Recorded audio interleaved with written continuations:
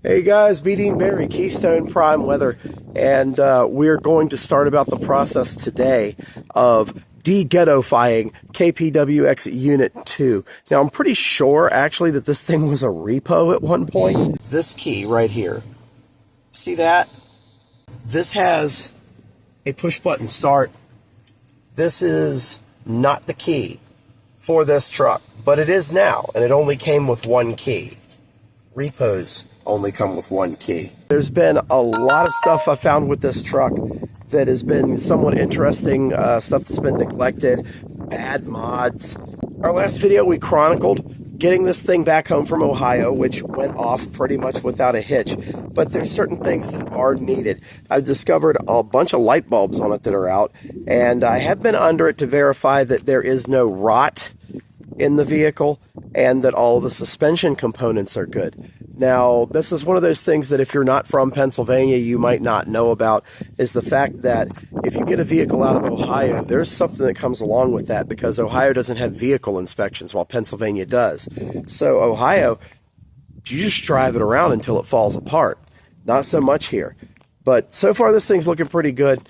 Let's set to getting some of these issues taken care of and getting some of the sound clouds scraped off of this truck. We're going to do that right now. One of the things I really wanted to get into was the smell on the interior. We're going to take care of that right now, and that's usually pretty easy. And you can start the process of getting a smell out of a car interior by changing the cabin air filter and bombing the thing with osium. Now, we are going to be extracting this thing clean, but you want to get that bowl rolling, give it a little bit of a chance, and you're going to want to get any of that stink and that smell that's stuck in the climate control system out.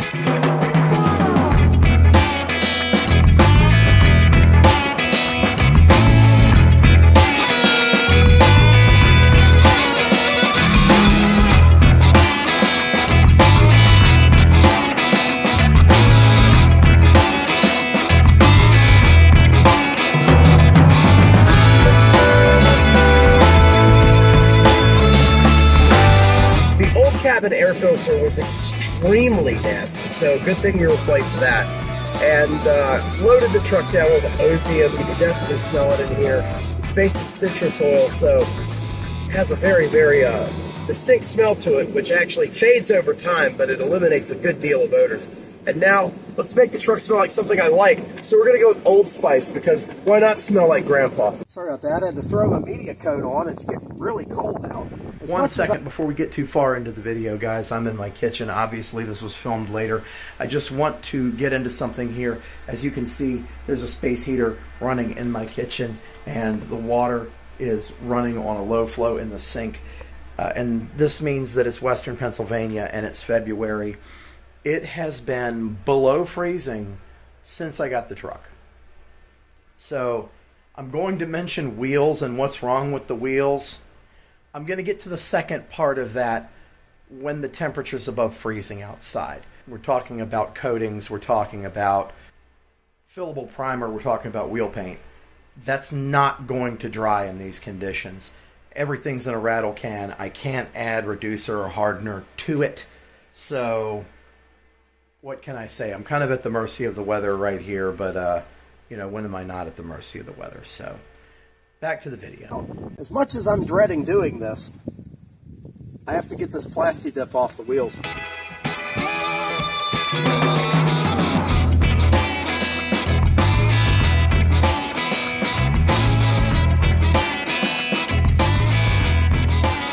So what we have here is a really bad combination of things going on with the wheels. These are chrome wheels. Came from the factory chrome. But take a look here. The chrome plating was flaking off because we're in the Northeast up here, and you get this corrosion damage from salt on the roads during the wintertime. And to fix that, they covered it up with a coat of Plasti Dip, the thinnest, nastiest coat of Plasti Dip I've ever seen. So this has just turned into a much bigger problem. Truly, the only way to really solve this is to get them off the truck, get a grinder, set on a wire wheel and sand this stuff down, knock all this old chrome plating off through here, and get it evened out. It's really bad right here. You can see it's blue. So that's going to be a bigger job, but we're going to have to go ahead and do that. Immediately upon trying to open the hood, I realized the shocks were roached out, so you've got to go ahead and take care of that.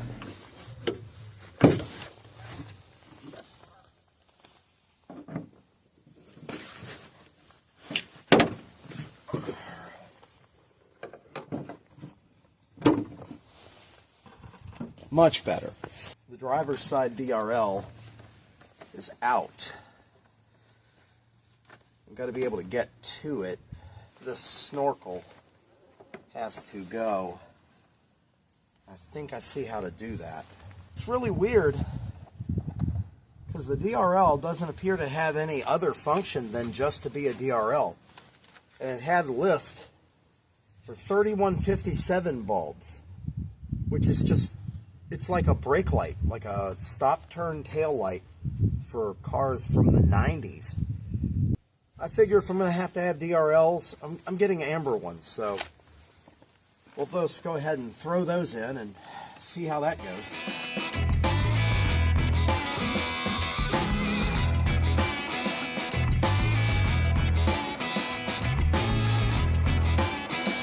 I'll show you right there.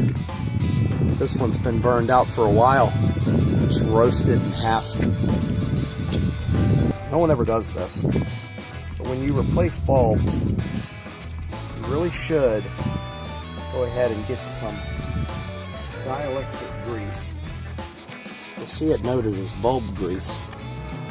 Put some down in the terminal, and that will actually help your bulbs last a lot longer. It'll avoid, for the most part, touching the glass barehanded. I know that's a consideration for like halogen headlight bulbs, but I try to do that with all bulbs.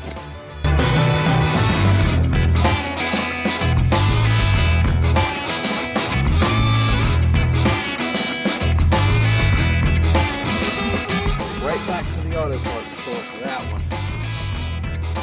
Look at how nasty that is.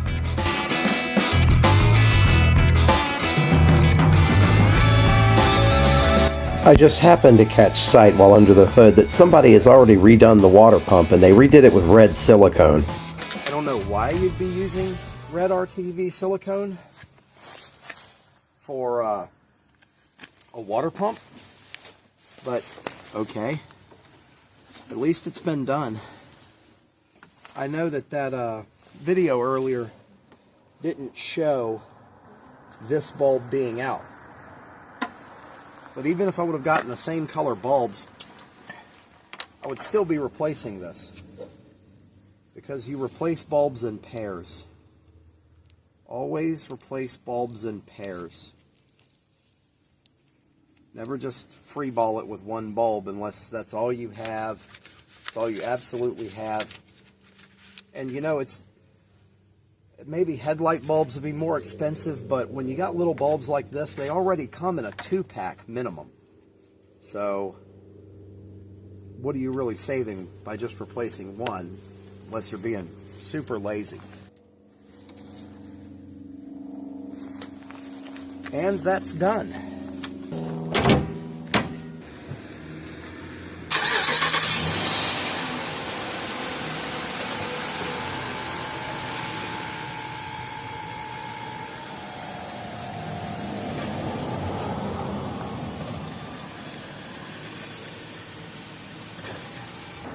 We're just going to change out the air filter real quick in the parking lot. I'm just going to show you how bad off this is.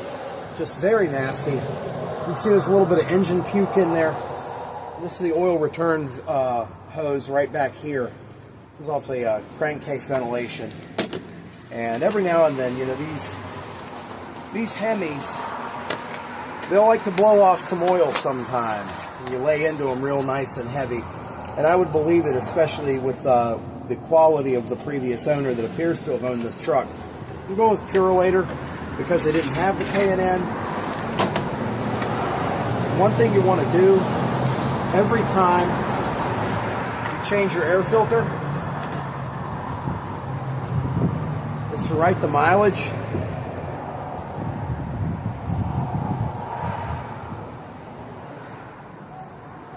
And write the date.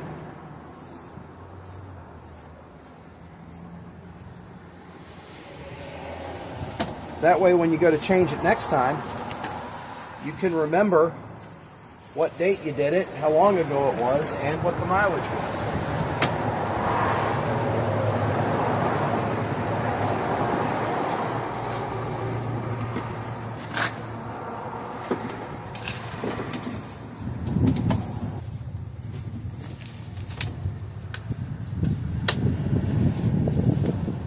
I said that Hemis just kind of blow that oil out into the air filter. The reason for that is because nobody ever maintains the PCV valve in these things, which we're going to replace right now to do away with all of that blow-by.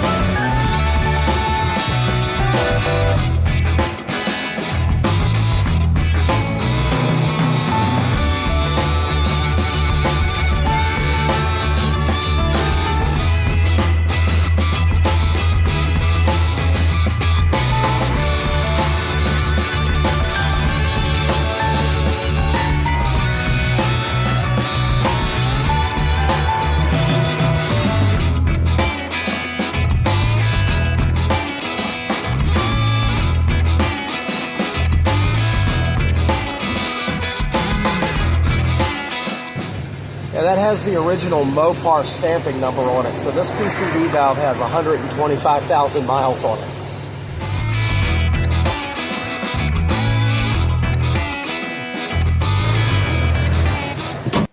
All right, another problem that we have on the interior here is very common with these Jeeps. This is a leather-covered dashboard, and right over here, this actually happened 2 days after I picked it up. I came out one morning and it was snapped back, which tells me that whoever was moving this, they repaired this with some hobby glue and stretched it out, tacked it in place right before it sold. Now, I can do that, but it's not going to hold. There is a proper way to do this, and I'm going to do that when it's warmer outside, because I guarantee you them doing it in the cold didn't do any favors. So we're going to fix that with a hat. We're just gonna stick that right there, and you'd never know it was there, would you? With the day growing along, we're getting hungry, so we went ahead and hopped in the JGC, went over to Red Lobster, and enjoyed it thoroughly. I mean, how could you not love those biscuits? We can finally live the way we deserve to, in the lap of luxury. Oh, don't tell me.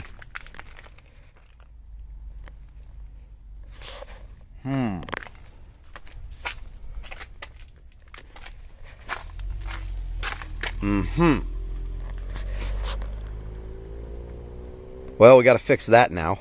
That's right.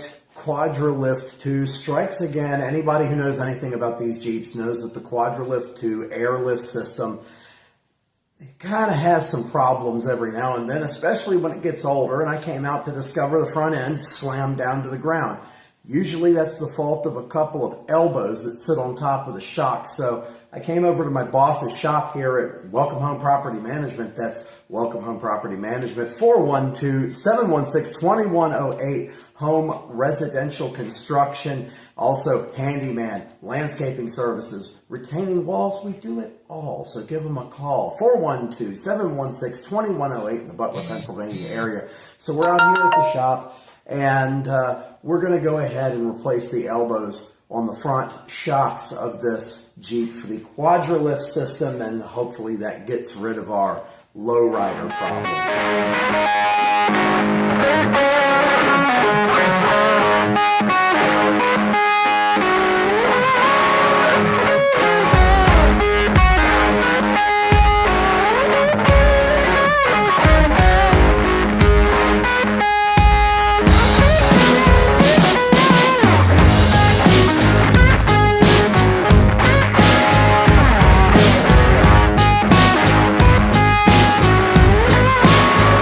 Jack it up in the air. With Quadralift stuff, you got to put it at the lowest setting, the park setting, and then shut the car off so it can't refill. jack it up and get the front wheels off the ground. That pretty much puts the shocks into a state of almost like suction. So when you pop that air line off, it doesn't blow all the nitrogen out of your shocks. What's all this hubbub about? What causes this horrible problem? 99% of the time, it's these little guys right here. These sit on top of your air shocks, and even if you've had your air shocks replaced in the past at a dealership, oftentimes they don't put these back on. You're supposed to use these only one time each. These are RMTs. They're going to be part number JWK2 A210 ADFU. That's going to be the part that goes bad on these systems most often.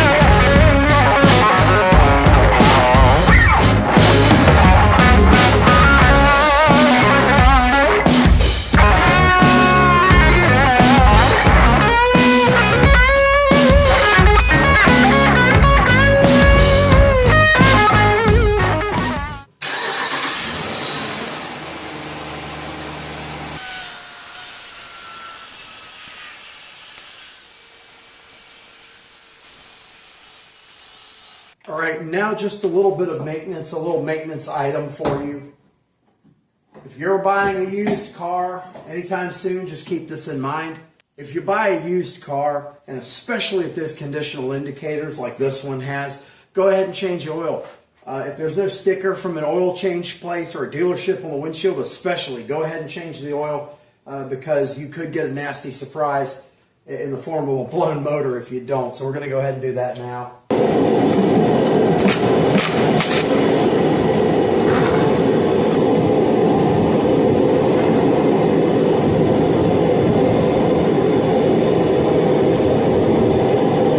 No shiny stuff. There's no grip.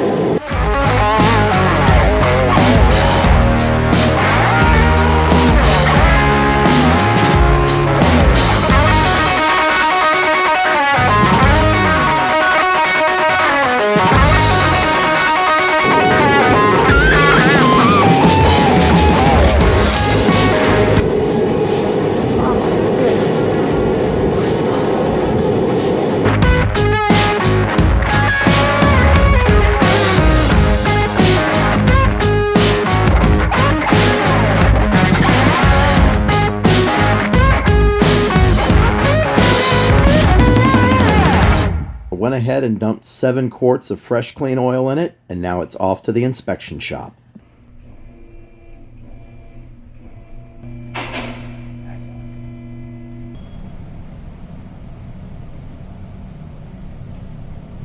So we're all clear here on the inspection. That passed with flying colors, which is funny considering it's from Ohio. That never happens, but right here, pretty decent oil leak going. I believe it's probably the pan seal, but it's also a 5.7 Hemi, and they do that. So who knows? We'll see how hard it is to do, and then we're going to try to do it. It said the truck passed. It actually passed. Ohio truck passed the Pennsylvania inspection. You believe that stuff? Anyway, we're going to be getting it back on the ground, getting the sticker on it. We'll be out of here, and then we got to go and do some more work on the interior installation bits, and then we have to figure out how to pack a Starlink and a multi-band cell router into the back. Well, guys, all of the basic maintenance items have been taken care of. The truck is inspected. It's running healthy. It's happy. And I'm happy. This is so comfy. So we've immediately gotten to work on doing all of the interior equipment installation, and that's going to be the next video coming up. So go ahead and subscribe to the channel if you want to see more storm chasing technology and gear. And until next time, this is Beating Barry Keystone Prime. I thank you for watching.